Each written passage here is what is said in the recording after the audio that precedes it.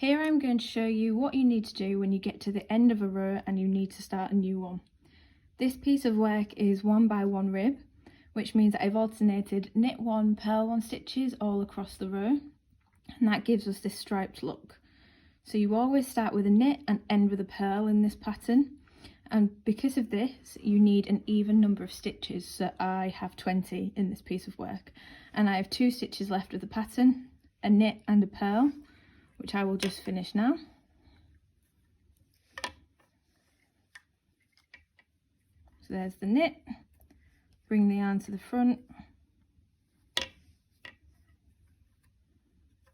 and there's the purl stitch.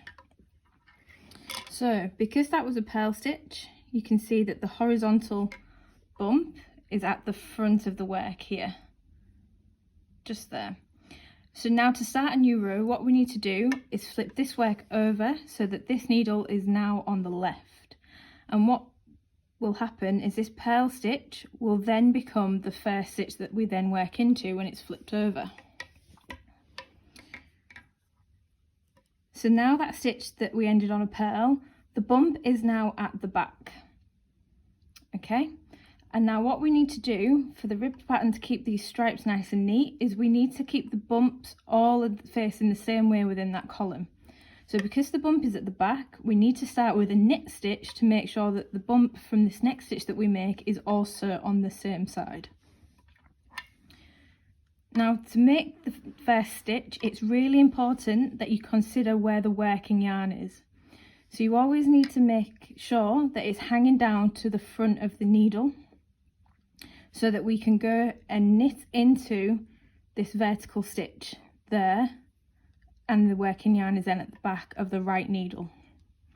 It's really important to make sure that it is hanging down, because if for any reason you have got the working yarn pulled up and behind, it then creates 2 stitches, or 2 legs of the stitches, and if you knit stitches into the first one and then purl the second one, you'll have actually picked up a stitch and this will throw off the pattern.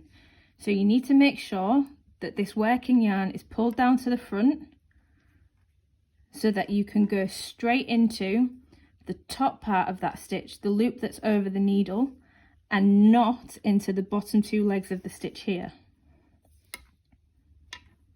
So once you've got the working yarn in the correct place, you can go in to that top loop over the needle and start the next stitch in the pattern, which is a knit, and then carry on with the pattern that you've got. So my next one is purl. I hope that helped. So just remember, when you get to the end of a row, flip around your knitting so that it's back on the left hand side, and make sure that the working yarn is hanging down in front of the first needle and not at the top to give you 2 stitches.